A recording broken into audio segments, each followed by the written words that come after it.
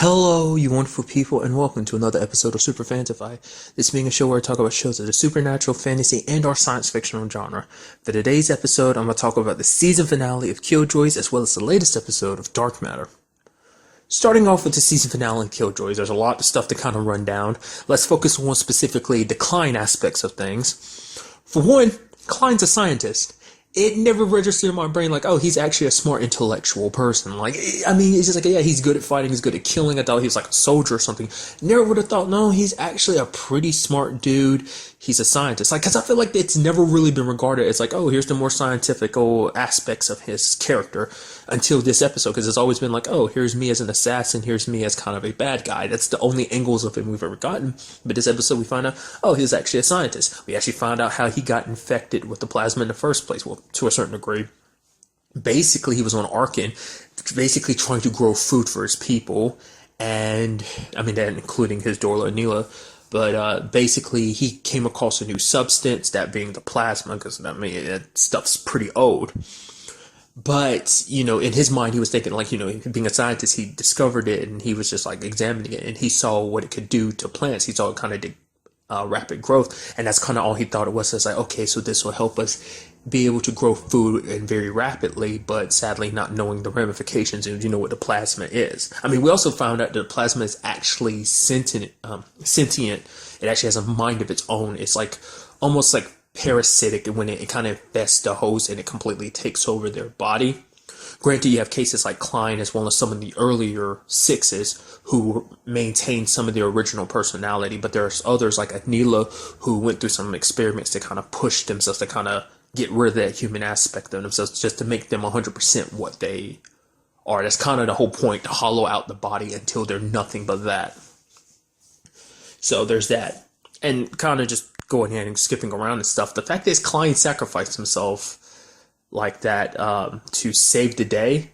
It's very interesting because it leaves you, because you kind of feel the same way Dutch does. It leaves you with mixed feelings because it's like, one, he did a good thing. He was being a hero. I mean, it's understandable why he did some of the things he did. The reason why he pushed Dutch so far is because he wanted to save her. Like, because he knew this whole situation was coming and that basically the entire quad would get infected. Like, basically the things inside the plasma would basically spread around, and he wanted to make sure when that time came that, Dutch would be able to protect herself, that she'd be able to survive what it can do to someone. Like, he even pointed out there's a reason why you don't see any younger like sixes, why most sixes are adults or older. It's never anyone that's younger, because there's basically what it does to their brains. It kind of attacks the brains, as we know that there's like a substance in the brain, as we learned from Sabine, that there's, that suppresses like kind of certain parts of the brains, particularly like your emotions and stuff like that, kind of turn you into a perfect killer, right? Well, that puts a lot of strain on younger brains because they're not fully developed, and it ends up basically destroying parts of their brains, kind of making them go a little nuts. That's kind of what happened to Anila. Like, she's not acting rationally like, Klein technically is with the way he handles things. She's kind of going crazy, and that's kind of why he wanted Dutch to possibly kill her, is because really here, I'm already say it, but it seems like maybe he's like, if Anila ever went too far, which granted it seems like she might be going that direction, but it's like, he wanted her to be, saved from the suffering of being crazy because of the plasma in her.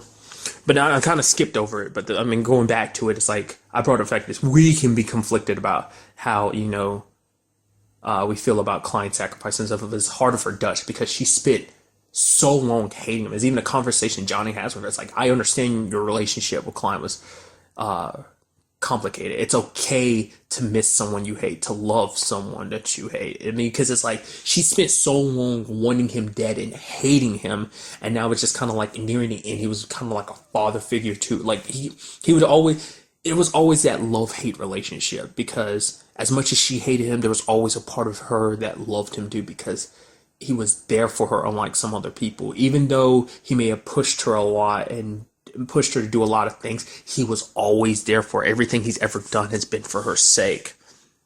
I mean, granted, he still doesn't know why she looks like his daughter, but I think that also played a role in it, because it's like, because he said himself, like when he met Dutch when she was a little girl, it's like, that was a face he never thought he'd get to see again. I guess to him, it was like after all that time, after all the centuries, for him, it was like he finally kind of got almost like a second chance with her. I mean, granted, he could have raised her like a normal girl, but he's like, he knew what was coming.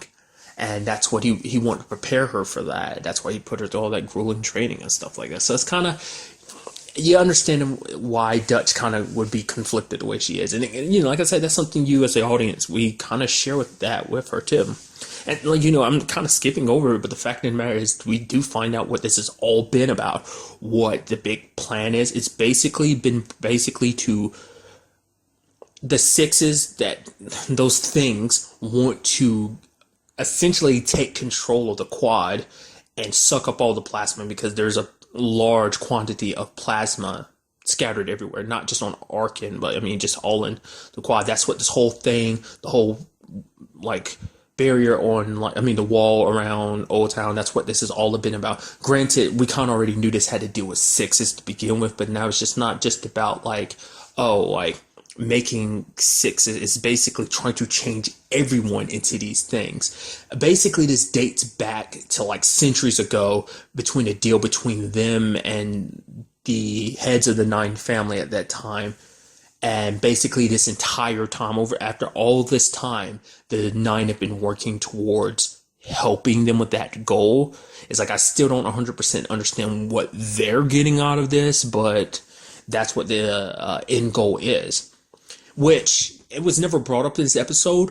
Maybe that's why Potter's mom, because it came to me after the episode was over, it's maybe that's what Potter's mom was working on. Because remember, she was saying she was making that fog thing that basically froze people, the thing that ultimately killed her, the thing that also caused Potter to have to cut her sister's arm off. That thing, that might be what she was saying, for our future, to protect us. It's as a member, as a head of the Nine family, the secret passed down to her is what their ultimate goal is. And so she wanted a weapon against them, because it's maybe I doubt many people know how to kill a six. I mean, granted, you have Dutch in the team, obviously, but very few people knows, other than other sixes, know that is powerful hit to the back, to the brain, basically obliterate the brain, zombie rules. So maybe that was kind of her only weapon, at the time, because that's not something you would commonly know. So it's kind of maybe that was her weapon against them. I don't know. I kind of threw it out there. Maybe that's not, but it's it makes a lot of sense if that were the case.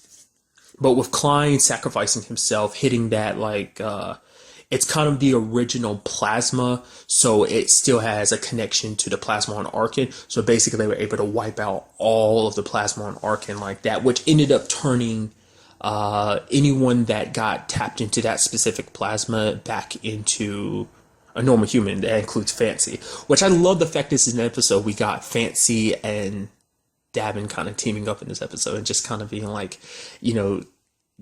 Davin and him kind of having competitions of yeah, I know you're impressed, being, trying to outdo each other. And even to the point, Davin's oh God, I thought, when I, die in a blaze of glory, I'd have my brother by my side, not you. And I love what Fancy said, don't worry, I tell everyone that you died sexy.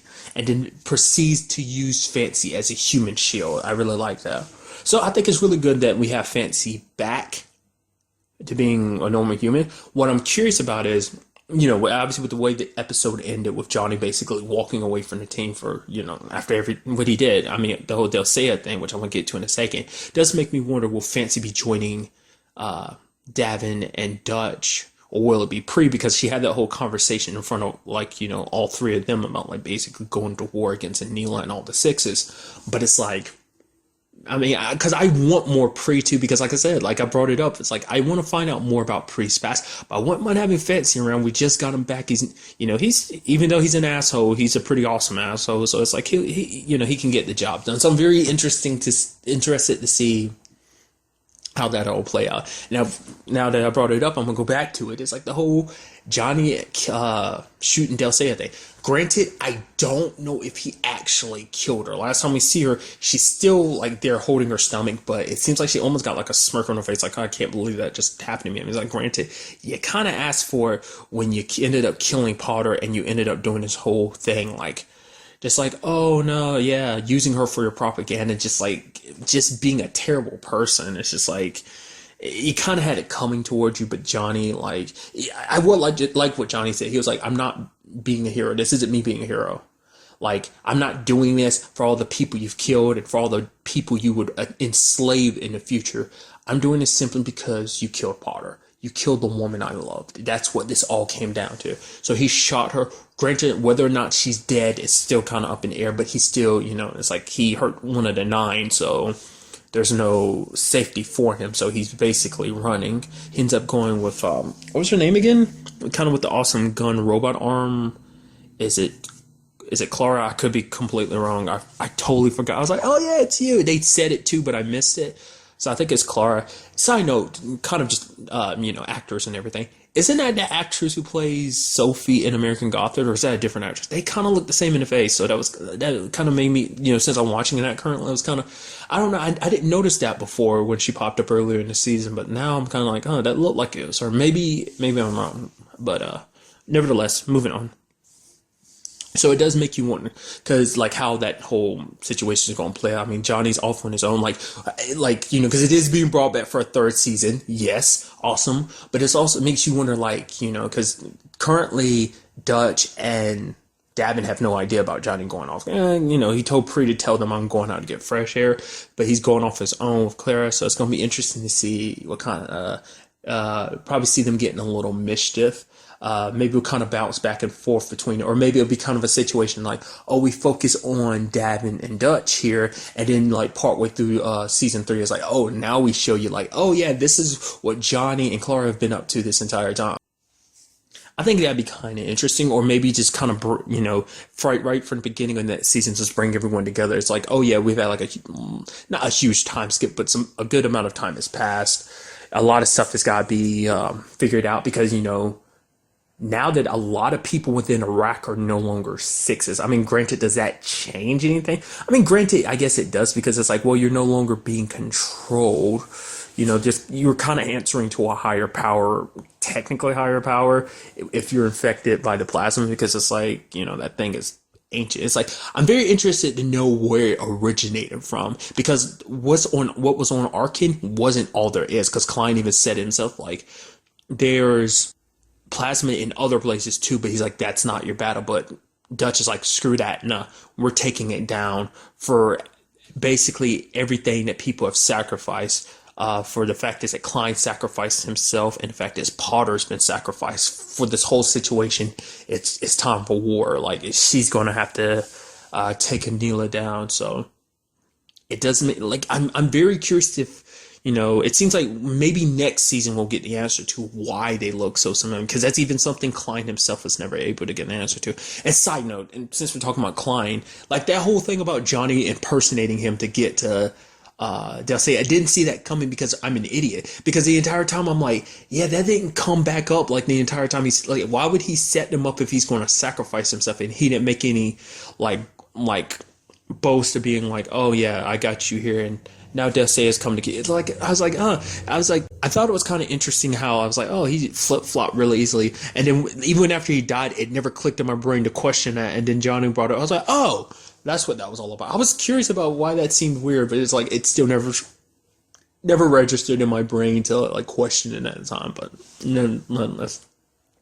So it's very interesting. I cannot wait for season 3 because I just want to find out more about what's going down. Like how, I mean, obviously how is this all going to end? Like how is all these events going to play out? Like will we actually see the number of 6s increase next season? I mean, like a large chunk of them have been taken out, because that does make you wonder too, like how is Iraq going to bounce back? Will the Iraq be kind of like, well, the dude that's running Iraq being like, well, no, these guys are no longer 6s anymore, but the whole rack was used for part of this whole large scale invasion to a certain degree. Like they were used for that anyway. So I don't know. just kind of curious about how this is all going to, and how it's all going to play out next season. Just so many questions, and I'm just super excited. Just, I really didn't even say it, but overall, a very nice season finale. Not the most action-packed, but it was just mainly for the purposes of like resolving a lot of, well, not resolving a lot of stuff, but resolving some stuff, and particularly slightly trying to close the book between Klein and Dutch. But I'm sure we're going to get more of that next season. Maybe kind of to compensate for him not being around. Maybe we'll get more of a look at their past, or maybe there's some secrets that Klein has hidden around the quad that, Dutch comes across next season. But that, finding out what the truth is behind this whole situation, like I said, the sixes there in the quad being, returned to human. So just not action packed, but it did lead to some answers as well as some resolutions for certain things. So very curious. Also, like I said, the whole Dulcea thing. I'm curious if she's alive. I don't know whether I'd be I was about to lie. I would be happier if the character was dead. I'm not, but I feel like for, story purposes, obviously for drama and tension, obviously they're going to make it so that she lived, just so they can make it harder. It's like, okay, and now Johnny's being hunted. It also makes you wonder about that. Will that involve like, since the rack is better now, doesn't that mean that the rack is going to be hired to take down Johnny, possibly, like, have warrants to go after him? And so that'll be like Dutch and Davin trying to save him. Maybe it'll kind of be like the opposite of the first episode where Johnny went out of his way to take the warrant so he can go after Davin. Maybe it'll kind of be a similar situation. I don't know. And now that I'm thinking about Johnny, like maybe there'll be kind of a bit of a thing between Johnny and Clara. I'm still calling her that because I don't remember if that's her name. Smart thing to have done was actually look that up before I started recording this, but I'm too far into it now, so too late. No going back. I'll probably leave a fucking comment or something telling myself like, idiot, her name is blah blah blah blah, so. But I'm wondering, will there be any kind of intimacy between them now that, I mean, granted, I'm sure Johnny's not really thinking about that right now, because it's like, yeah, just after having lost Potter. But I'm just saying, like, given enough time, it's kind of like makes you wonder. You spend enough time with someone, relationship, those feelings start spurring up. So it does make you wonder, could that be a possibility or not? But like, that's really on far as I'm going to go about that. Like I said, a very good episode. I am eagerly already awaiting to see where they decide to take it in season 3. And now moving on to Dark Matter, which to a certain degree, like I'm trying to pat myself on the back for this. To a certain degree, I kind of got the premise to this episode a little bit. It's basically what I said last week was basically like, that the whole thing that we saw at the end of the last episode and we kind of saw at the beginning of this episode. It's like, it's kind of like that situation where the android can't tell whether she's dreaming or she's awake, which reality is real. That didn't really play out, but basically it does play a role in the episode because it's like everyone's hallucinating. It's like 2 is seeing herself being hunted by some people who work for Rook, trying to get her back or trying, cut her open. 3 is seeing Sarah and she's trying to convince him to kill himself so that they can be together. And you have 4 seeing Misaki, who's there kind of berating him. Like, I had my suspicions things weren't really real. The moment she started pointing out stuff that I was like, she wouldn't say that. She's like, oh, you're weak, we need you, your brother's a failure. But she wouldn't say that. It's like, I was like, that's stuff you would say to yourself. That's how you think. So I was like, I thought the episode was going to have like a creepier element to it, like, because that to me, like when you first see him like sharpening his sword and you see her walking past the shadow in the background like that, I thought that was pretty creepy. Not shadow, but like you see her walking in the background in front of his door, so I thought that was kind of creepy. It would have been interesting if we would have been able to see everyone kind of hallucinate, because it seems like the hallucinations were tied into everyone's deepest fears. So it would have been kind of interesting to see kind of like it affect everyone else, but it only affected them because it was connected to the neural links. The thing that came up, basically their 2, 3, and 4, their neural links are still inside the computer system. Remember the episode where they basically got their memories back temporarily and it kind of made them revert back into their older selves? I was like, oh, so basically a virus got in and it started taking over the ship and it ended up infecting that, and they were still connected, so it ended up kind of making them hallucinate. And what I really liked is it also brings an element that I kind of brought up before, because I knew it was going to come back around because they brought it up. Vincent brought up that whole conversation about telling the android when he gave her that upgrade that lets her have a personality. He was like, yeah, be careful around the humans. Just stay with us. She's like, no, they're my friends. He's like, I want to strongly believe, but humans can't be trusted. They'll always look at us as different. We will never be accepted by them. And I knew that was going to play a role in this episode, especially considering the fact is that the android told them the truth about what's happening to her. Because the fact of the matter is, the whole thing at the end of the last episode, as well as the beginning of this episode, was a dream. So it's like, oh, I'm dreaming. I shouldn't be able to do that, because when I'm like charging, all my cognitive stuff is taken down. So like, how am I dreaming? What is up with that? And so she also brings up the fact is about that mistake she made, because something might be different about her. Also bringing up the fact that she has that program that's keeping an eye on her, making sure she's not doing anything too drastic, even though she doesn't always heed the programming's warning, especially considering the program doesn't have a full catalog of everything, because 5 deleted it, because she kind of admitted that to everyone too. And so it kind of leads everyone kind of in a rough spot, because no one wants to, like, the solution is to basically reboot Android, but no one wants to do that. Like, I mean, they might need to do that, because it's like they can't trust and like unsure Android. The Android's supposed to be kind of perfect about everything. It's the only way to ensure that they're okay.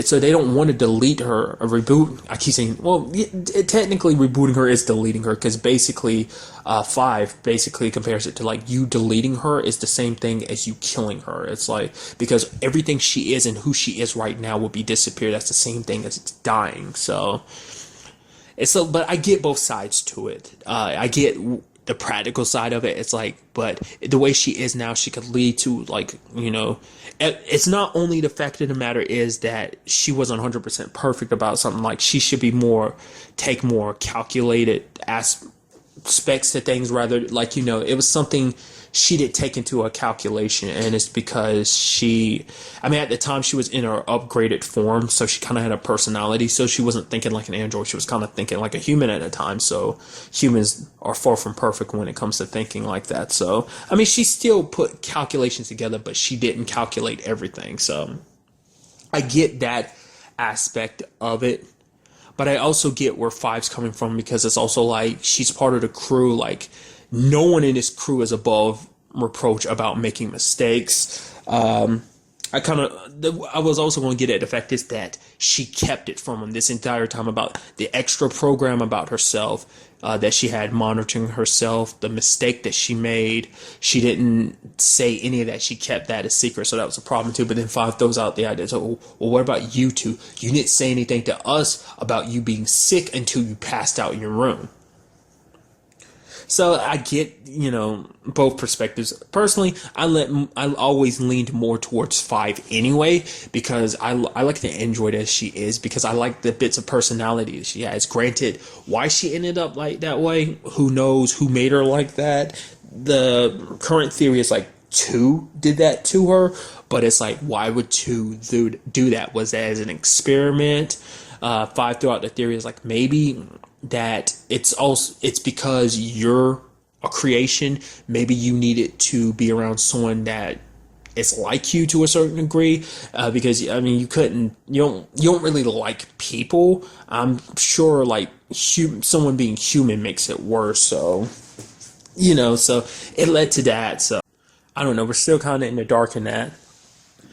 What did kind of kept rolling through my mind this entire episode is like, the fact of the matter is the program's telling us like, oh, you got to kill the android. I'm like, oh, things are going to turn bad. The android's going to wake up with 3 pointing a gun in her face, and it's just going because inside her head she has that other Vincent in her head telling her, it's like, oh, like, no, I'm really just your thought process. I'm your conscious. Well, not technically her consciousness. Basically, it's her, basically her talking to herself. It's like, I'm only saying this because this is what you really think, that they will turn on you, that they'll never accept you. But like I said, you see the struggle. No one wants to do it because even three, he's pointing a gun at her, and he's just like, "Why do they have to make him look so human?" It's not even just like that because he's come to like having an android around because he likes her personality. Like she's fun, essentially. She's always been the robot to him, and then eventually she became the android. She is a part of that crew. I mean, at the end of it all, it was very interesting because it's kind of like. Two made the announcement. It's like, does anyone have a problem with the android being linked back up the ship? And she's like, I will make mistakes. I will let you know. Like, I'm not. There's a good chance that will happen again. I'm sorry. I'll try my best, but I can't guarantee there won't be more mistakes in the future. But no one's saying anything because it's like, yo, we accept you as you are. Like I said, none of us are above making mistakes. We're kind of in a situation because we've made mistakes in the past. So, part of being human, I guess, and you're a friend and a loyal part of the crew. So that was beautiful. Granted, to me, I'm taking that as like, yeah, we're setting it up. So, nope, we push past it. We're good friends just so things can fall apart later on. And it's just like she leaves because I was so certain that was what was going to happen. It's going to and she's going to leave the crew and go back to be with Vincent, and that turns into a thing or something. I don't know. They said the virus might have come from the lady from the alternate world, the one that took the ship for a while, that it might have been the other her that did that. I don't know. Part of me is also thinking like maybe it was Vincent, but was like, what would Vincent gain from doing that? I don't know. Like it's been there for a little while, so because if it was there with Vincent, they would have noticed because I mean, granted, the virus has been dormant for a while, but it's only recently put on a ship. I mean, they never really said when exactly it was put on a ship. It was activated roughly around the time the android was about to go back into a recharging station. So really, there's no telling when exactly the virus ended up there. So Vincent isn't a non-possibility, but it's like, why would he do that? I don't know. Like, not like he has. Well, I mean, obviously, if he has some ulterior motive, what those motives is, I don't know. Maybe the whole point was to kind of turn the crew against her so that she realizes, like, the mistake of, like, oh, like, humans can't be trusted. I have to go back to you. Maybe. I mean, because that was kind of my understanding, like, when you end up finding out the program is actually, the program she has to monitor herself was the bad guy. I was like, oh, that was kind of a nice twist. What I was thinking is maybe it was the program's twisted reasoning, like it wanted to convince the crew to kill the robot, to reset it as a way of fixing the situation. It's like, oh, with the robot reset, now we can be like, okay, force the crew's hands into resetting the robot to fix everything, to put everything back in order. Like this is kind of a last-ditch calculated effort. But turned out it was just like, nope, it's purely a virus. So I don't know. I don't really want to think it's Vincent. I don't think it was the lady from the alternate dimension, but it could be either or. But I'm kind of thinking maybe neither. I don't know.